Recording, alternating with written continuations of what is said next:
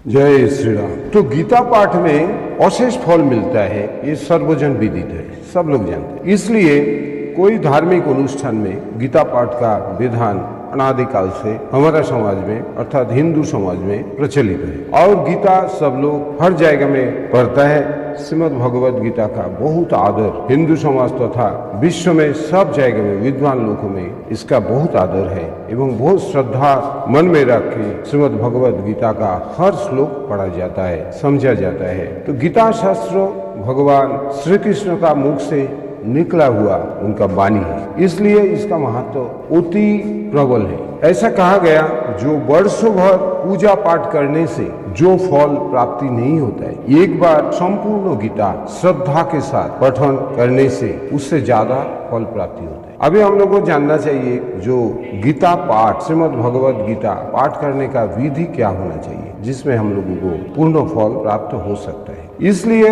पहले तो मंदिर में कोई जिधर जागृत हो कोई मंदिर है, इसलिए कहा गया शालग्राम और शालिग्राम शिलायांचो देवागारे शिवालय तीर्थे नद्दा पठित गीता सौभाग्य लभते ध्रुवम। अर्थात शालिग्राम शिला जिधर भगवान विष्णु का प्रतिष्ठित है, जिधर भगवान शिव लिंग प्रतिष्ठा है, भगवान शिव का मंदिर है, ये छाड़ा कोई नदी का किनारा में कोई तीर्थ क्षेत्र में अगर गीता पाठ किया जाए, कोई सत्सभा में जिधर अच्छा लोग बैठा है, जिसका मन में भगवान प्रीति है, जिसका मन में दुनिया का कल्याण करने का एक संकल्पना है, ऐसा लोगों का सभा में भी गीता पाठ का विधान है, इसमें भी बहुत ज्यादा फल मिलता है। अगर इसका साथ में अगर तिथि नक्षत्र का अगर सहयोग होता है तो इसका अनंत गुना फल मिलने का संभावना रहती। जैसा एकादशी का उपवास का दिन में और एकादशी अगर गीता जयंती का दिन हो जाए तो इसका अनंत गुना फल मिलता।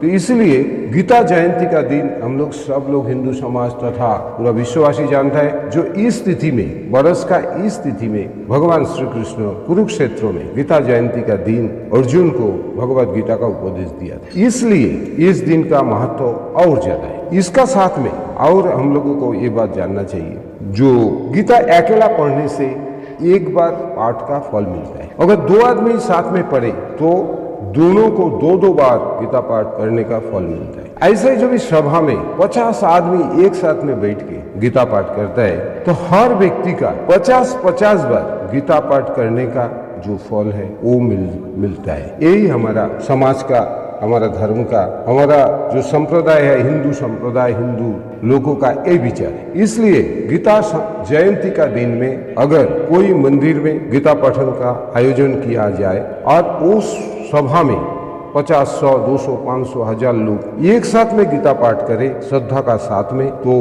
कोई व्यक्ति का कोई भी कितना भी प्रकार का दुख होने दो, कितना भी प्रकार का संकट होने दो, उससे मुक्ति मिलेगा। इसका हजारों प्रमाण हमारा समाज में उपलब्ध है। अभी गीता पाठ में हम लोग अंशग्रहण कैसे करें, उसका भी एक नियम होता है। तो हम लोग वो दिन उपवास रखे, यथासंभव उपवास रखे, जब भी गीता का अध्ययन चालू होगा उसका पहले हम लोग को पहुंचना है, पहुंच के भगवान श्री कृष्ण का पूजा करना चाहिए, गीता शास्त्रों का पूजा करना चाहिए। इसका बाद में गीता शास्त्रों पठन अथवा श्रवण इसका संकल्प लेना चाहिए। क्यों, बहुत सा लोग है गीता का जो भाषा है, गीता का जो लिपि है, ये बहुत सा लोगों को पढ़ने को नहीं आता है। पढ़ने को आता है भी शुद्ध तरीके से पढ़ने को नहीं है, तो इसलिए जो लोगों को पढ़ने को नहीं आता है उन लोगों को श्रवण का संकल्प लेना चाहिए। जितना हो सकता है हम पढ़ेंगे और पूर्ण श्रवण करेंगे। तो पहले संकल्प लेना है, संकल्प लेने का बाद पठन नहीं है तो श्रवण श्रद्धा अनुसार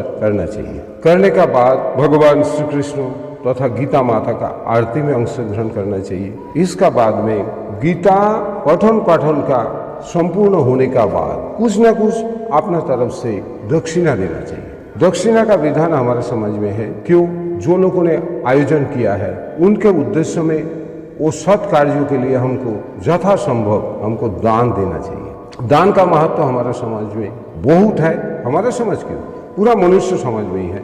इसलिए जिसने ये आयोजन किया है उनके लिए सद्भावना, उनके लिए यथासंभव काय मन से धन से जितना हो सके, जिसका जितना सामर्थ्य है वो सत्कार्यों में सहयोग करना चाहिए। ऐसा करके भगवान श्री कृष्ण का स्मरण करके क्षमा प्रार्थना करके जो हमारे में जो भूल त्रुटि हो गया, इसके लिए भगवान मैं आपका चरण में अर्पण करता हूँ। ये जो कर्म हमने किया इसका फल भी आपका चरण में अर्पण करता हूँ, आप मेरा सद्गति प्रदान कीजिए। ऐसा करने से अवश्य ही उनका जो संकल्प है वो सिद्धि होने वाला है। असंकल्प सिद्धि में होने से ही उनका जो तकलीफ है, उनका मन की वासना है, पूर्ण होता है।